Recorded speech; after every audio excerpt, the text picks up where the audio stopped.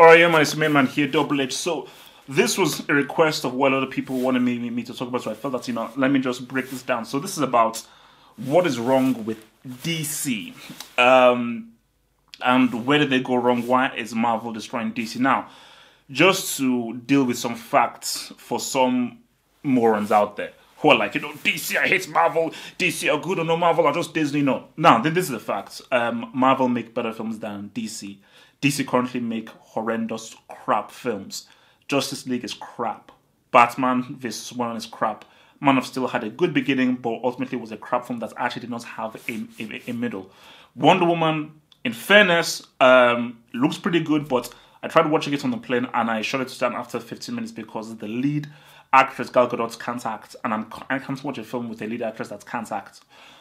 So that's the first thing to understand, is that Marvel make better films than DC. DC do not make good films. So where did this go wrong for DC?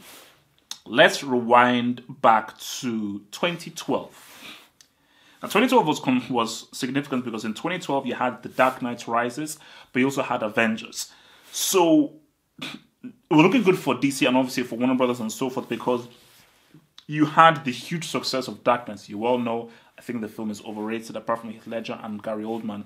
I just thought that the film was very pretentious. But you had the great success of it. Critical reviews, people loved it and so forth and everything. So they were riding a high. So you had Rises, which honestly was a downer. For me, I'd say Rises is one of the worst films I've ever seen in a cinema. But I think overall, Rises wasn't received as well as The Dark Knight. So it was a bit of a downer closing off to a trilogy, especially coming off the back of what was the Dark Knight. But then you then had Avengers. And the key thing about Avengers is that I was insulting Avengers, because I said, this is never going to work. All these characters in one film. It works well in the comics. It can't work well in film. And I watched Avengers and I was like, this guy did it. Joss Whedon really did this, where it's really worked because it was well written, well paced, well put together. It was the right tone. And I think the thing about Avengers was that before Avengers, we had this whole dark and brooding and let's just make things very edgy. Let's just make things very, very serious. And this was based off what the Dark Knight did. But the Avengers brought back the whole thing of like, no, let's actually be lighthearted, have some fun, and just take things a bit easy. And that can still be successful. That is what the Avengers did. Huge money, broke down the box office, a box office smash. And once DC saw that, they were like, we have to copy this. This whole thing of having many characters took together, it seems to work. Let us copy this and let us actually try and replicate this. And this is a mistake that they made, because they made mistakes. But let's just, the first mistake that they made is never copy. Stay in your lane, do your own thing. Because whenever you try to copy or you try to imitate, you will always fail. Kevin Feige and Marvel, they had conjured this very carefully since Iron Man in 2008. So once it culminated in the Avengers in 2012, Captain America had his own film, Thor had his own film, Iron Man had his own film. And because they had their own films, it really made sense watching this together, because the audience had grown to love them in their solo movies. So when it all came together, it worked. And that journey is something that the audience went through with these characters and ended up in 2012. But the issue with DC was that they were trying to rush things. So you had a Man of Steel, and you were already teaming Batman up with Superman without a Batman solo film. So already was that we don't really know about this Batman character. And second of all, we don't really know about the Superman character where he's not even had a sequel. Because remember, before Avengers, I believe you had already had business with, but you definitely had at least 2 Iron Man films. So, but in this thing is that you had one Superman film, which again had mixed reviews. You didn't have a Batman solo film, but already you have Batman and Superman and Wonder Woman in there. So once that happened, you were like, it just seemed to rush. And when you now topple off with Justice League, you're like, nah, man. Sorry, you're rushing these things. You're not really thinking about this, and you've not done the groundwork that Kevin Feige and Marvel did. So again, you're cheapening your audience. You're trying to be too quick with things, and therefore, by trying to be too quick, ends up with you not having the quality. The other thing is talent. Zack Snyder is a great visual artist. I don't call him a filmmaker because he doesn't make films. He makes good visual imagery, but he's not a good filmmaker. When you look at Favreau, is a decent filmmaker. Joss Whedon is a pretty good writer director.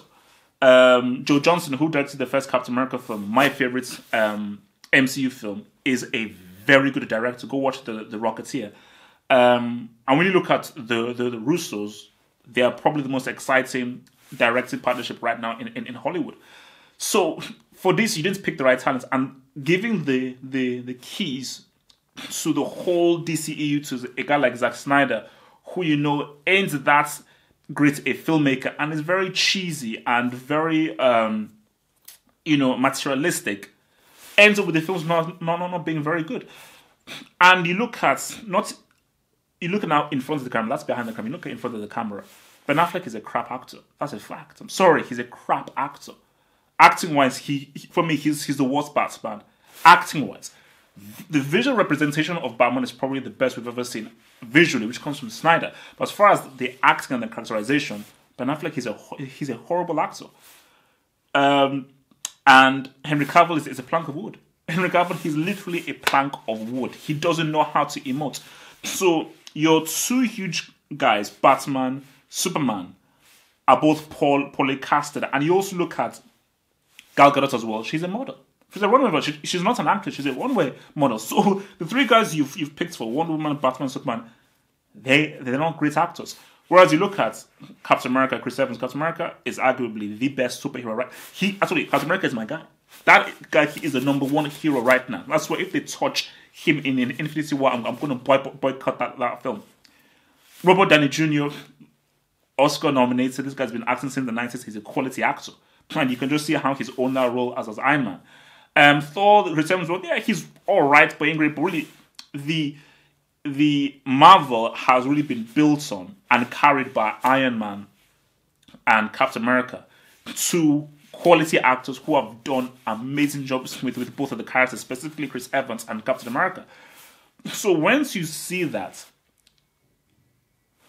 Marvel behind the camera, in front of the camera, having a blueprint, taking things in steps, not rushing things, carefully calculating how to create this universe. Because remember, this was always done in the comics. But the whole thing was like doing it in the comics and doing it in film are two different things. So you have to give Kevin Feige credit and the filmmakers around him of being able to forge this thing and bring what we loved in the comics, i.e. a shared universe, into filmmaking, which has done really well. But you look at DC, it's poor management, poor hiring, poor casting, and altogether. Because remember, with audiences, quality is quality is quality.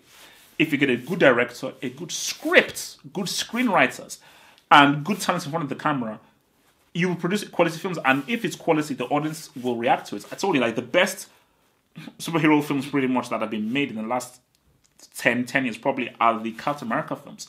Like Captain America, Winter Soldier, and Civil War. And the key thing about this is, yes, you could talk about the directors, it's the writers.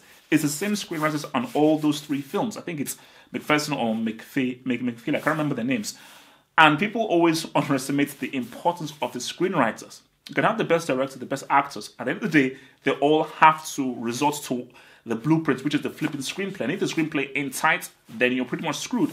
So that's why DC now moving forward, it's a mess.